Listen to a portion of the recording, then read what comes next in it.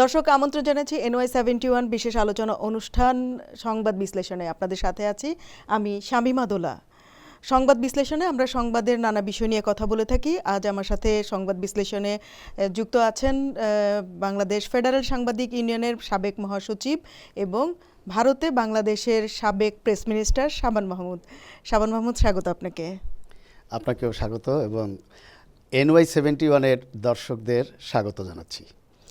প্রথমেই জানতে চাই কেমন আছেন আপনি? আছি, যতটা ভালো থাকা সম্ভব ততটা আছি। আচ্ছা, খুবই ভালো লাগলো। ভালো আছেন, ভালো থাকার কথা শুনলে ভালোই লাগে। আচ্ছা, শুনতে চাই যে এই গতকাল বাংলাদেশ আওয়ামী লীগের সভানেত্রী এবং সাবেক প্রধানমন্ত্রী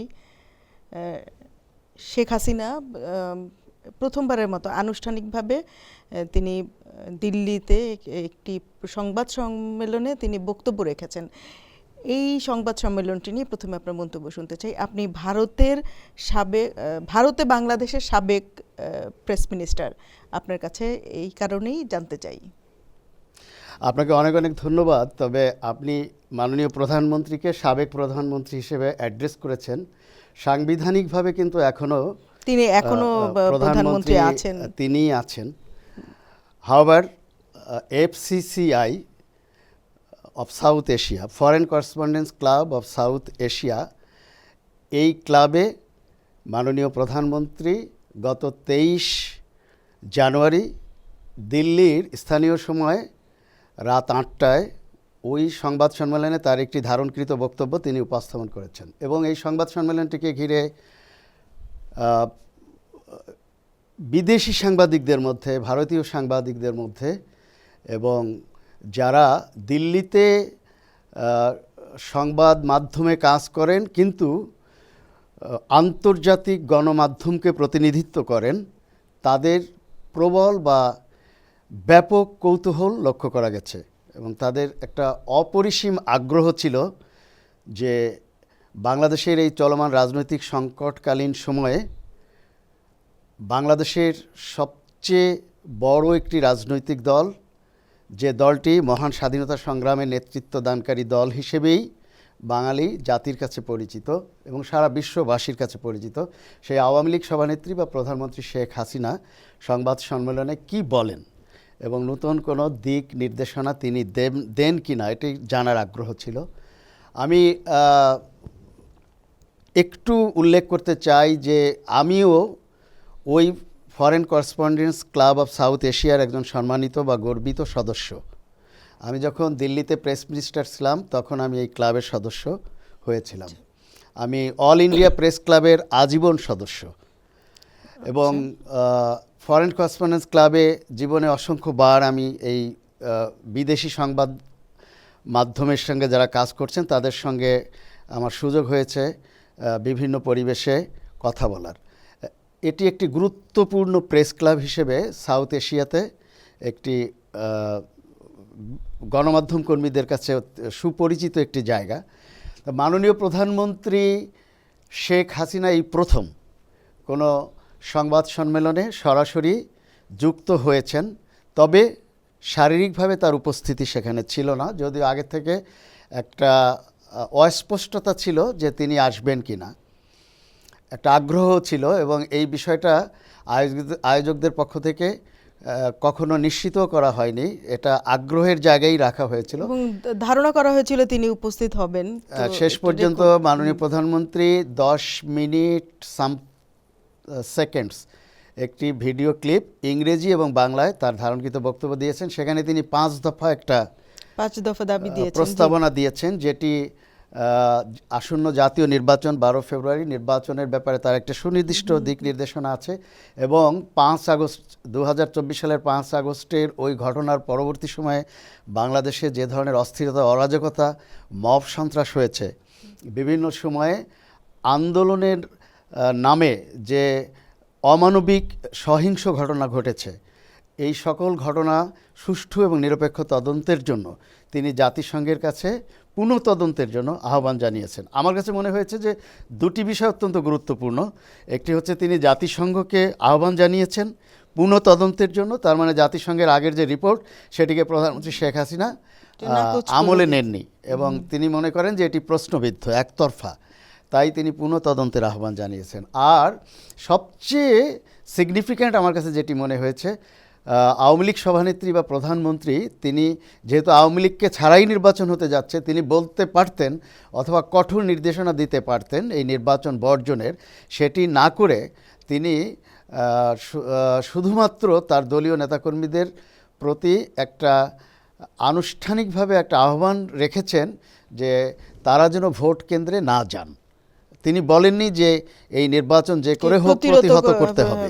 তা এর ভেতর দিয়ে বোঝা যাচ্ছে যে তিনি বাংলাদেশের সম্ভাব্য রাজনৈতিক পরিস্থিতিতে অত্যন্ত গঠনমূলক জায়গা থেকে সেটি মোকাবেলা করতে চাচ্ছেন। কোনো ধরনের সহিংসতা অথবা কোনো ধরনের অরাজক পরিস্থিতি ক্রিয়েট করার ভেতর দিয়ে তিনি প্রতিশোধ পরায়ণ হয়ে এই আসন্ন নির্বাচনটিকে বয়কট করার মতো কোনো হিংসাত্মক কোনো কর্মসূচি তিনি ঘোষণা করেননি। আচ্ছা, এইখানে নির্বাচনের প্রসঙ্গ যখন এলো, আমি জানতে চাই যে এই বাংলাদেশ আওয়ামী লীগের একটি বিশাল জনগোষ্ঠী বাংলাদেশ আওয়ামী লীগের সমর্থক কর্মী বাহিনী আছে, সেই জায়গায় বাংলাদেশ আওয়ামী লীগকে বাদ দিয়ে এই নির্বাচন গ্রহণযোগ্য হবে কিনা এবং এটা আপনি মনে করেন কিনা, এবং গতকাল আওয়ামী লীগ সভানেত্রী এই কথাটিও বলেছেন যে আওয়ামী লীগকে নিষিদ্ধ করবার মতো কোনো রকমের অধিকার ডক্টর ইউনূসের নেই। এই মন্তব্যটিও সম্পর্কেও আপনার কাছ থেকে শুনতে চাই। আমি যদি এখানে একটু সাংবাদিক হিসেবে আমার নিরপেক্ষ পর্যবেক্ষণের জায়গা থেকে বলি, তাহলে বলতে হবে যে 2024 সালে এবং 2014 সালে বাংলাদেশের একটি বৃহত্তম রাজনৈতিক দল বিএনপিকে বাদ দিয়ে যখন নির্বাচন হয়েছে, ওই নির্বাচনটিও আওয়ামী লীগের কাছে এবং আওয়ামী সমমনা রাজনৈতিক দলগুলোর কাছে গ্রহণযোগ্যতা পেয়েছে, এটি সত্য। কিন্তু ওই নির্বাচন নিয়েও কিন্তু প্রশ্নটা রয়েই গেছে। কিন্তু সেই জায়গায় আওয়ামী লীগ সভানেত্রী বা প্রধানমন্ত্রীর আত্মপক্ষ সমর্থনের একটি জায়গা আছে যে তিনি কিন্তু বিএনপিকে নির্বাচনে আসা যাবে না অথবা নির্বাচনে আসার পথ তিনি বন্ধ করে রাখেননি। তিনি বারবার বিএনপিকে নির্বাচনে আসার আহ্বান জানিয়েছিলেন। বিএনপি নির্বাচনে যায়নি। এটি শেখ হাসিনার পক্ষ থেকে বা তৎকালীন সরকারের পক্ষ থেকে চাপিয়ে দেওয়া কোনো সিদ্ধান্ত ছিল না। এটি বিএনপির দলীয় সিদ্ধান্তের আলোকে তারা নির্বাচন বর্জন করেছে। তারপরেও কিন্তু আন্তর্জাতিকভাবে শতভাগ গ্রহণযোগ্যতা ওই নির্বাচন পেয়েছিল কিনা তা নিয়ে আজও কিন্তু প্রশ্ন রয়েছে। সেখানে আওয়ামী লীগের মতো একটি বড় রাজনৈতিক দল, যে রাজনৈতিক দলকে কিন্তু ব্যান করা হয়নি, শুধু তার কার্যক্রমকে সাময়িক বন্ধ রাখা হয়েছিল। তাই একটি দল, তার রেজিস্ট্রেশন বাতিল করা হয়নি, তাকে ব্যান করা হয়নি, সেই দলটিকে বাদ দিয়ে 12 ফেব্রুয়ারি যে নির্বাচনটি হতে যাচ্ছে, সেই নির্বাচন যে গ্রহণযোগ্যতা পাবে না অথবা বিতর্কিত একটি নির্বাচন হবে অথবা একতরফা একটি নির্বাচন হবে বা হতে যাচ্ছে, এ নিয়ে মানে গভীর বিশ্লেষণেরও কোনো প্রয়োজন পড়ে না। কারণ আওয়ামী লীগের পরিসংখ্যান অনুযায়ী হয়তো মতপার্থক্য আসবে বা থাকবে, কিন্তু এ নিয়ে কোনো সন্দেহ নেই যে বাংলাদেশের অন্ততপক্ষে মোর দ্যান 40% সাপোর্টার্স আওয়ামী লীগে রয়েছে। আর আওয়ামী লীগ সমমনা দলগুলোর সঙ্গে যদি জোটগতভাবে বিচার করি, তাহলে 50% উপরে হচ্ছে এই আওয়ামী লীগের দলীয় সমর্থন বা জোটগত সমর্থন। সেখানে প্রায় অর্ধেক জনগোষ্ঠীকে বাদ দিয়ে যে নির্বাচনটি হতে যাচ্ছে, সেই নির্বাচনটি আমি একজন গণমাধ্যম কর্মী হিসেবে মনে করি না যে এই নির্বাচনটি কোনোভাবে কোনো যুক্তিতে এটিকে গ্রহণযোগ্য নির্বাচন বা যৌক্তিক নির্বাচন বলা সম্ভব। এই নির্বাচন নিয়ে শুরুতেই একটা বিতর্কের জন্ম দিয়েছে এবং নির্বাচন পরবর্তীতে নির্বাচনটি কিভাবে অনুষ্ঠিত হয়, এটি কতটা সুষ্ঠুভাবে হয়, কতটা নিরপেক্ষভাবে হয়, ভোট গণনা কতটা স্বচ্ছ হয় এবং ফল প্রকাশের পরে আওয়ামী লীগকে আমি বাদ দিলাম, তাদেরকে নির্বাচনে আনা হয়নি, কিন্তু যারা নির্বাচনে অংশগ্রহণ করছেন সেই সব রাজনৈতিক দলগুলো নেতৃবৃন্দ কিভাবে ব্যাখ্যা করেন নির্বাচন নিয়ে, সব কিছু মিলিয়ে এই নির্বাচনের গ্রহণযোগ্যতা অথবা নির্বাচনের প্রশ্নবিদ্ধ বা বিতর্ক সব কিছু তখন মূল্যায়নটা করা যাবে সর্বোচ্চ সঠিক পর্যায়ে। এখন শুধু অনুমান করা যাবে। তা আমি এতটুকু বুঝি যে 12 ফেব্রুয়ারি একটি নির্বাচন হতে যাচ্ছে মাত্র কয়েকদিনের ব্যবধানে। যতটুকু দেখতে পাচ্ছি এই সুদূর আমেরিকা থেকে, কারণ এখন ডিজিটালাইজড যুগ, বাংলাদেশে কি হচ্ছে প্রতিনিয়ত আমরা সামাজিক গণযোগাযোগ মাধ্যম বা আমরা মূলধারার টেলিভিশন, পত্রিকা, গণমাধ্যমে আমরা দেখতে পাচ্ছি, বা আমাদের বাংলাদেশের জনগণের সঙ্গে প্রতিনিয়ত যে কথাবার্তা হচ্ছে, আলাপ আলোচনা হচ্ছে, তার ভেতর দিয়ে একটি আভাস পাচ্ছি। আমরা মনে করি যে একটি জাতীয় নির্বাচনের আগে যে নির্বাচনী আমেজ সারা দেশে থাকার কথা এবং নির্বাচনী ডামাদোলে সাধারণ মানুষ যেভাবে নির্বাচনী আমেজে গা ভাসানোর কথা এবং নির্বাচন যেভাবে একটা ফেস্টিভ মুডে হওয়ার কথা, সেই উৎসবমুখর পরিবেশটা এখন পর্যন্ত দৃশ্যমান হয়নি। কাজেই আমাদেরকে এই মুহূর্তে মন্তব্য করাটা হয়তো একটু ডিফিকাল্ট, কিন্তু আমাদেরকে পরিষ্কার, কিন্তু নির্বাচনের আগে আপনি বলছিলেন যে একটি ফেস্টিভ মুড থাকে এবং বাংলাদেশের মানুষ কিন্তু ভোট দিতে, নির্বাচন করতে খুবই পছন্দ করে। 5 বছর পর পর যে নির্বাচনটা, 5 বছর পর পর যে আমেজ থাকে, সেই আমেজটি কিন্তু এবং এখন দেখা যাচ্ছে। বলা হয় বাংলাদেশের মানুষদের উদ্দেশ্যে বলা হয় যে 5 বছরের একজন মানে সাধারণ ভোটার বা সাধারণ নাগরিক, অথবা 5 বছর একজন বাংলাদেশের একজন বলা চলে যে নির্বাচনমুখী একজন অধীর আগ্রহে কৌতূহলে অপেক্ষারত কোনো নাগরিক 5 বছর পরে যেদিন জাতীয় নির্বাচন হয়, ব্যালট পেপারের মাধ্যমে তার মত প্রকাশের স্বাধীনতাটা পায়, সেই দিন তিনি আসলে শুধু সাধারণ নাগরিক থাকেন না, তিনি তখন ওই দিনের জন্য, ওই মুহূর্তের জন্য তিনি বাংলাদেশের রাজার আসনে অধিষ্ঠিত হন।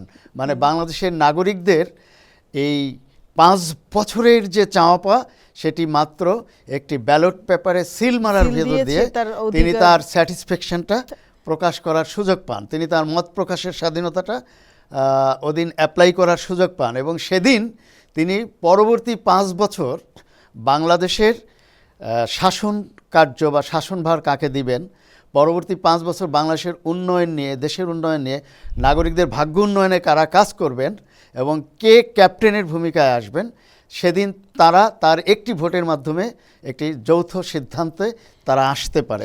কিন্তু সেই পথ যখন অবরুদ্ধ থাকে, তখন একটি দেশ যতই উন্নয়নের মহাসড়কে পৌঁছাক, তখন তাদের মধ্যে একটা প্রবল আক্ষেপ থাকে এবং তার নাগরিক অধিকার ক্ষুণ্ণ করা হয়েছে বলে তাদের মধ্যে বড় ধরনের একটি আফসোস কাজ করে এবং সেটি থেকে ক্রমাগত একটা ক্ষোভের সৃষ্টি হয়। এবং তখন থেকেই আসলে এই রাজনীতিতে বিভক্তিকরণ অথবা রাজনীতিতে অশান্তি সৃষ্টির যে অশুভ লক্ষণ, এই সব পরিস্থিতিকে পুঁজি করেই ধীরে ধীরে একটি পরিবেশ সৃষ্টি হয়। কাজেই ওই দিনটি অত্যন্ত গুরুত্বপূর্ণ এবং জাতীয় নির্বাচন বাংলাদেশের রাজনৈতিক ইতিহাস বলেন, সরকার পরিচালনা, সরকার বদল, সরকার পরিবর্তন এবং বাংলাদেশের ভাগ্যের চাকা ঘুরিয়ে নেওয়ার যে একটা উত্তম মাধ্যম, সেটি ওই জাতীয় নির্বাচনের দিনই চূড়ান্তভাবে নির্ধারিত হয়।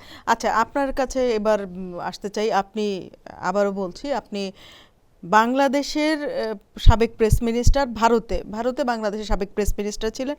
আপনার কাছে এই 5 আগস্টের পরে বাংলাদেশ ভারত সম্পর্কের এখন যে অবস্থা, আপনি এই বাংলাদেশ ভারত দ্বিপক্ষীয় সম্পর্কের জায়গাটি নিয়ে বলবেন।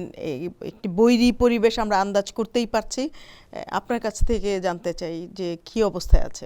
অবশ্যই আওয়ামী লীগ সরকারের আমলে গত প্রায় 16 বছরে বাংলাদেশ ভারতের সম্পর্কে যে বন্ধুত্বের উচ্চ মাত্রাটা আমরা দেখেছি এবং ভারতের দিল্লিতে বাংলাদেশ হাইকমিশনের একজন প্রেস মিনিস্টারের দায়িত্ব পালনকালীন সময়ে বাংলাদেশ ভারতের যে ঐতিহাসিক বন্ধুত্বপূর্ণ সম্পর্কের ক্রমাগত উন্নয়ন দেখেছি, সত্য কথা বলতে গেলে সেই জায়গায় একটা বড় ধরনের ব্যত্যয় ঘটেছে। কিন্তু কূটনৈতিক সম্পর্কের তেমন কোনো মানে পরিবর্তন এসেছে অথবা কূটনৈতিক সম্পর্কের জায়গাটা তেমন কোনো প্রশ্নের জন্ম দিয়েছে তেমন নয়, তবে দুই দেশের দৃশ্যমান যে দ্বিপাক্ষিক সম্পর্কের জায়গাগুলো, সেই জায়গায় একটা বড় ধরনের নেতিবাচক প্রভাব আমরা লক্ষ্য করছি। বিশেষত ভিসা, প্রতি বছর বাংলাদেশ থেকে ভারতে আমাদের মেডিকেল ট্রিটমেন্ট করার জন্য এবং পর্যটকদের যেভাবে ভিসা প্রদান করা হতো, একটা পরিসংখ্যানে আমরা লক্ষ্য করেছি যে প্রতি বছর কখনো 15 লাখ ভিসা ছাড়িয়ে গেছে পর্যটকদের বাংলাদেশ থেকে ভিসা প্রদান করা হতো। এই জায়গায় তো অত্যন্ত বড় সূচকে নিম্নগামী হয়েছে। ভিসা প্রদানের বিষয়টা অনেক জটিলতায় আবদ্ধ হয়েছে এবং ভারত এই ক্ষেত্রে অনেক কৃপণতাও দেখিয়েছে।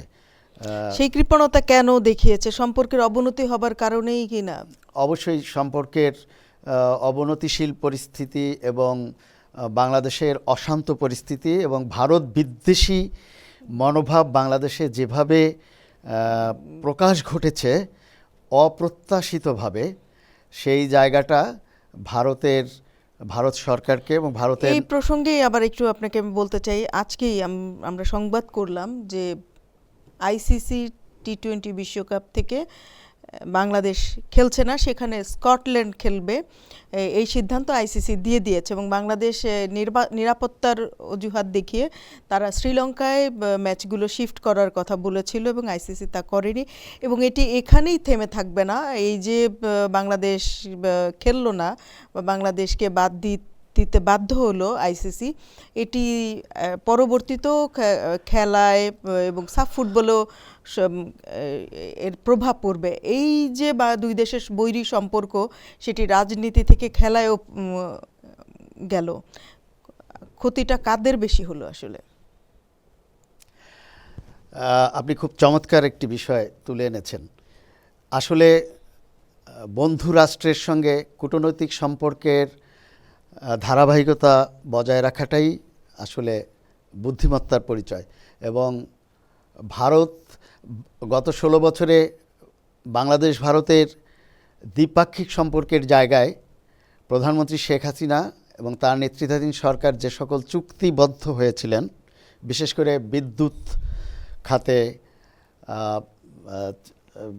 চিকিৎসা উন্নয়নের প্রশ্নে, রেল উন্নয়নের প্রশ্নে এবং পায়রা বিদ্যুৎ কেন্দ্রের প্রশ্নে এবং আমাদের বিশেষ মুহূর্তে ভারত থেকে যেসব কাঁচামাল তারা আমদানি করত, বাংলাদেশ আমদানি করছে শিল্পায়নের জন্য যেসব বিষয়গুলো গুরুত্বপূর্ণ ম্যাটেরিয়ালস সেখান থেকে আনা হতো। ইনফ্যাক্ট এর একটি চুক্তিও কিন্তু এই বর্তমান সরকারের আমলে বাতিল করা হয়নি, বরং কোনো ক্ষেত্রে রিনিউয়াল করার ব্যাপারে তারা একমত হয়েছে। এবং খাদ্য আমদানির ক্ষেত্রেও আমরা লক্ষ্য করছি যে ক্রাইসিস মোমেন্টে ভারত থেকে খাদ্য আমদানি করা হচ্ছে। তাহলে এতদিন যে বলা হলো যে 16 বছরে ভারতকে ফেভার করে তৎকালীন আওয়ামী লীগ সরকার অনেক চুক্তি করেছে এবং বাংলাদেশের স্বার্থ জলাঞ্জলি দিয়ে এই সকল চুক্তি করা হয়েছে। আওয়ামী লীগ যদি এটি করেও থাকে, যুক্তির খাতিরে বললাম, তাহলে গত প্রায় 1.5 বছরে যে নতুন সরকার বা অন্তর্বর্তী সরকার, তারা তো আর আওয়ামী লীগ সরকারের কোনো ধরনের অপকর্মের দায় তারা নিচ্ছে না। কিন্তু আমার প্রশ্ন হলো যে বাংলাদেশ ভারতের মধ্যকার দ্বিপাক্ষিক সম্পর্কের জায়গাটা তাহলে কিভাবে বহাল থাকছে? তাহলে কি আমরা ধরে নেব যে অভিযোগগুলো করা হচ্ছে যে বাংলাদেশ ভারতের দ্বিপাক্ষিক সম্পর্কের জায়গায় বাংলাদেশের স্বার্থ জলাঞ্জলি দেওয়া হয়েছিল, তাদেরকে ফেভার করা হয়েছিল, এখানে নেপোটিজম প্রমাণ করা হয়েছে, এটা যদি সঠিক হয় তাহলে তো এই চুক্তিগুলোর ধারাবাহিকতা থাকার কথা না। তার মানে হচ্ছে যে এটি কথার কথা। আর আপনি যেটি বলেছেন, দেখেন, যখন একটি স্বাধীন সার্বভৌম রাষ্ট্র প্রতিবেশী রাষ্ট্রের সঙ্গে কূটনৈতিক সম্পর্কের যে একটা নীতিমালা আছে, বাংলাদেশের কূটনীতির মূল ফোকাল পয়েন্ট তো নিশ্চয়ই আপনি জানেন, সবার সঙ্গে বন্ধুত্ব, কারো সঙ্গে বৈরিতা নয়। এটি বঙ্গবন্ধু সরকারের আমলে পররাষ্ট্রনীতি। পাকিস্তান হচ্ছে বাংলাদেশের জন্য একটা এনিমি রাষ্ট্র এবং মহান স্বাধীনতা সংগ্রামের ভেতর দিয়ে পাকিস্তানকে পরাজিত করে বাংলাদেশ স্বাধীন হয়েছে, আপনি নিশ্চয়ই লক্ষ্য করেছেন যে বাংলাদেশের মানে বাঙালির জাতির পিতা বঙ্গবন্ধু শেখ মুজিবুর রহমানের ১০০তম জন্মবার্ষিকীতে যখন একটা জাতীয় পর্যায়ে আয়োজন করা হয়েছিল এবং মাননীয় প্রধানমন্ত্রী সেই আয়োজনে প্রধান অতিথি হিসেবে তিনি সেখানে বক্তব্য রেখেছেন। আপনি জানেন যে সেখানে ভারতের প্রধানমন্ত্রী নরেন্দ্র মোদী সেখানে উপস্থিত হয়েছিলেন, অনেক দেশ থেকে রাষ্ট্রপ্রধানরা এসেছিলেন। এরকম একটি এনিমি রাষ্ট্র, শত্রু রাষ্ট্র হওয়া সত্ত্বেও পাকিস্তানের প্রধানমন্ত্রী ইমরান খানের ধারণকৃত বক্তব্য কিন্তু বঙ্গবন্ধুর জন্ম শতবার্ষিকীতে প্রচার করা হয়েছিল। সেই জায়গায় কিন্তু ব্যক্তিবিদ্বেষ, রাজনৈতিকভাবে কোনো বিদ্বেষের বহিঃপ্রকাশ ঘটেনি, দায়িত্বশীল জায়গা থেকে সরকারের। কিন্তু আমরা দেখলাম যে এই সরকারের মহান স্বাধীনতা সংগ্রামের সময় ৯ মাসের যে পাকিস্তানের যে বর্বরতা, সেটিকেও কিন্তু আমলে না এনে এই কূটনৈতিক সৌজন্যতাকেই প্রাধান্য দেওয়া হয়েছিল। প্রতিপক্ষ এর যদি প্রতিদানে বলি তাহলে ভারতের ভূমিকাটা ছিল পুরোপুরি ইতিবাচক মহান স্বাধীনতা সংগ্রামে। তা সেই বন্ধু রাষ্ট্রের আয়োজিত এরকম একটি IPL এর মতো একটা টুর্নামেন্ট, ICC 2026 বিশ্বকাপ, এই জায়গায় বাংলাদেশ মানে এই নিরাপত্তার অজুহাত দেখিয়ে বর্জন করাটা হয়তো এটি ভারতবাসী, ভারতের মানুষ অথবা যারা এই ICC ক্রিকেটে অংশ নেবে তাদের কাছে একটা আক্ষেপের জায়গা হতে পারে, কিন্তু ক্ষতির কোনো বিষয় তাদের না। ক্ষতিটা হলে বাংলাদেশের বড় ধরনের একটা ক্ষতি হয়ে গেল, আর্থিক ক্ষতি 300 কোটি টাকার মতো। এই ধরনের একটি এবং সামনে আরো শাস্তিমূলক ব্যবস্থা আসতে পারে সিদ্ধান্ত এবং নিরাপত্তার অজুহাতে, যেখানে একটি আন্তর্জাতিক টুর্নামেন্ট ভারতের মতো একটা দেশে হবে। ক্রিকেট হলো ভারতের, সারা বিশ্বে ভারত হচ্ছে ক্রিকেটের প্রশ্নে একটি মানে অত্যন্ত গুরুত্বপূর্ণ এবং অনুসরণীয় দেশ, অনুপ্রাণিত একটা মানে স্বাগত দেশ। সেই জায়গায় বাংলাদেশের প্লেয়াররা অংশ নিলে তারা নিরাপত্তাহীন থাকবে আর ভারত সরকার সেখানে ব্যর্থ হবে। এই যুক্তিটাকে মানে জাস্টিফাই করা ইতিহাসই একদিন বলবে যে এই সিদ্ধান্তটা আসলে কতটা সঠিক ছিল। সরকারের দায়িত্বশীল জায়গা থেকে এটিকে উস্কে দেওয়া হয়েছে। প্রথম এখন যে আসিফ নজরুল সরকারের আইন উপদেষ্টা, তিনি এটিকে উস্কে দিয়ে এবং আরও দায়িত্বশীল BCB থেকে এবং ফারুকি সহ তারা উস্কে দিয়ে এই জিনিসটাকে এই পর্যায়ে নিয়ে এসছে। এবং আজকে যেটি নিয়ে সংবাদ হয়েছে যে আগামীতেও আরও এটি খেলার আরও ফুটবলেও এটি সাফ ফুটবল থেকে শুরু করে অন্যান্য খেলাগুলোতেও গড়াবে। তো এই প্রতিবেশী দেশের সাথে এই যে বৈরী সম্পর্ক দিনকে দিন করে বাংলাদেশ আসলে লাভবান হবে কিনা? আমি আগেই বলেছি যে আমাদের এটি কূটনৈতিক পলিসির বিপক্ষে চলে যাচ্ছে। আমি অবশ্যই দাবি করব যে বন্ধু রাষ্ট্র হলেই যে তাকে বাংলাদেশের স্বার্থ জলাঞ্জলি দিয়ে কিছু দেখতে হবে, এই জায়গায় আমি যে কোনো সরকার, আমি যে মানসিকতা ধারণ করি, তার বৈরী কোনো সরকারও যদি প্রশ্নটাকে অথবা এই সাবজেক্টটাকে প্রমাণ করতে পারে যে এই সিদ্ধান্ত গ্রহণটা বাংলাদেশের জন্য এবং বাংলাদেশের স্বার্থের সংশ্লিষ্ট জায়গায় এটি ক্ষতিকারক, আমি অবশ্যই সেই সরকারের সমর্থন করি, তাদের যে ডিসিশন সেটিকে ওন করি।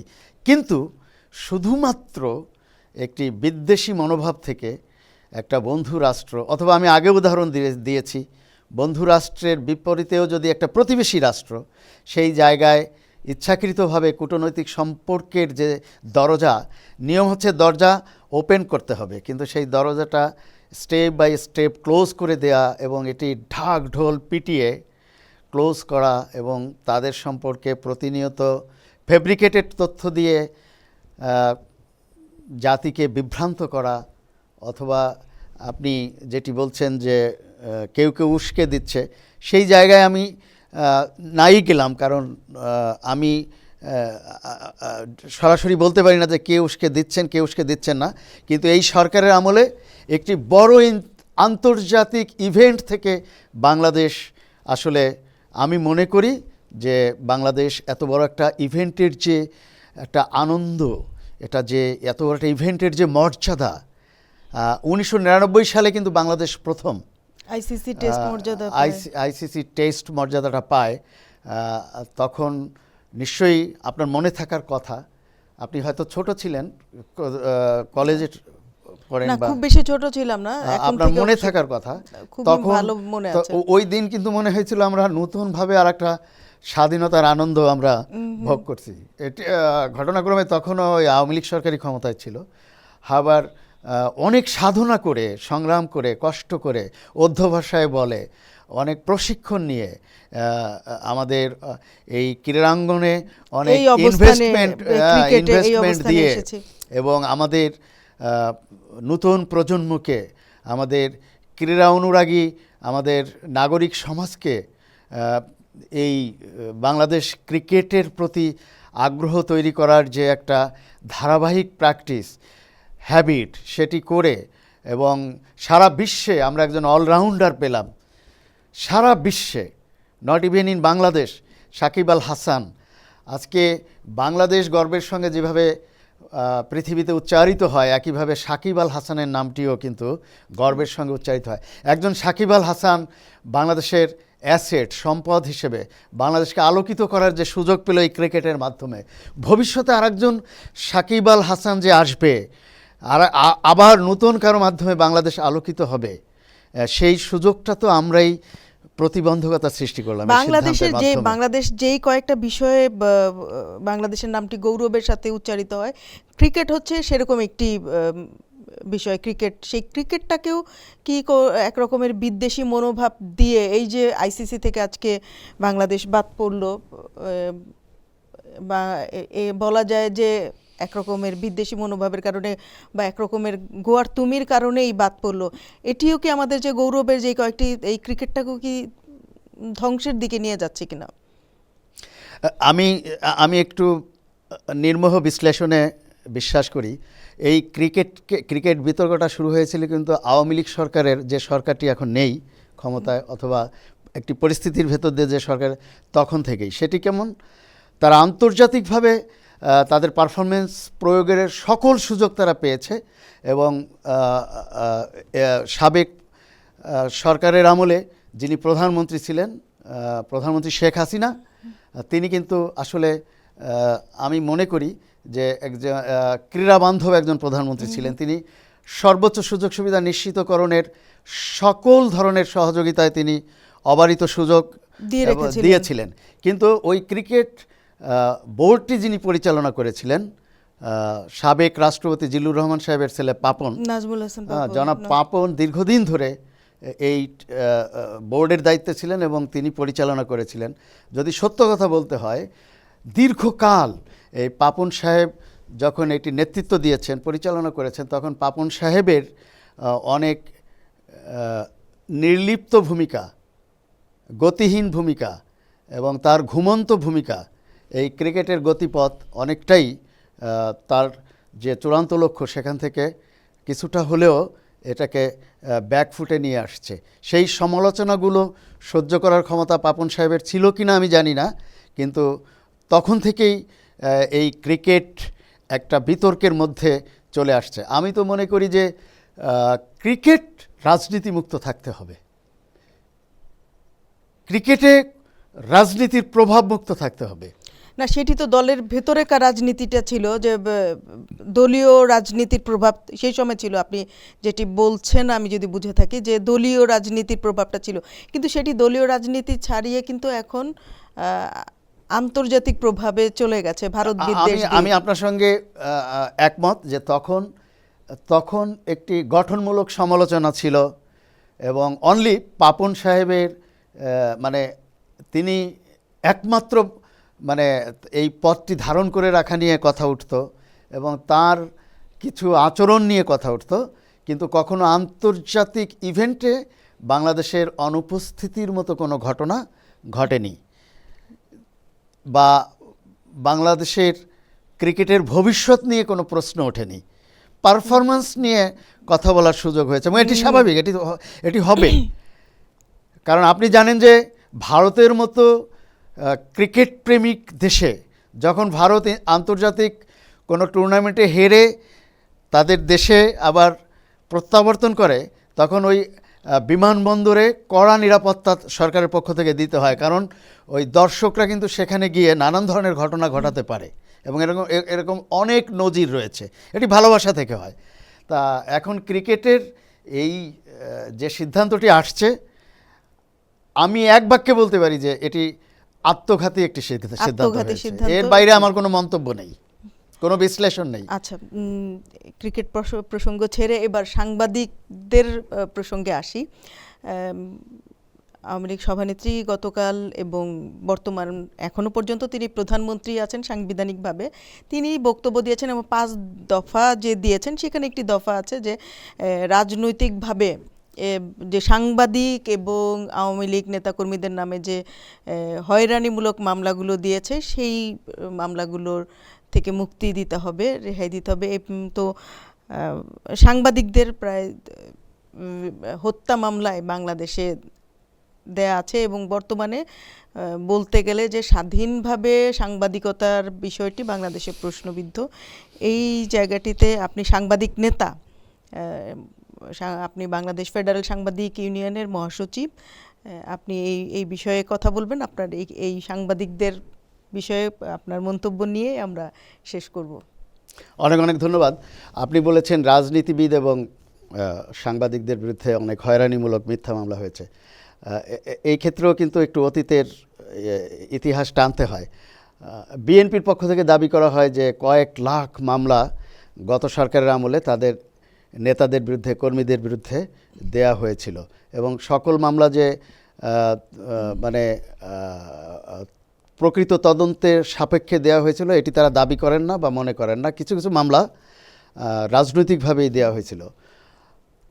কাজেই এই সংস্কৃতিটা কিন্তু আগেও ছিল, কিন্তু পার্থক্য হচ্ছে যে বিএনপি সরকারে, আওয়ামী লীগ সরকারের আমলে বিএনপি নেতৃবৃন্দের বিরুদ্ধে যদি একাধিক মামলা হয়েও থাকে অথবা তারা যে দাবি করেন সেই দাবিটি যদি সঠিক হয়ে থাকে পরিসংখ্যানগতভাবে, একটি বিষয় সত্য যে তারা দেশ ছাড়তে বাধ্য হননি। তাদের বাড়ি ঘর দরজায় কখনো আওয়ামী লীগের পক্ষ থেকে উগ্র সমর্থকরা গিয়ে মব সন্ত্রাস করেননি, তাহলে তারা দেশে থাকতে পারতেন না।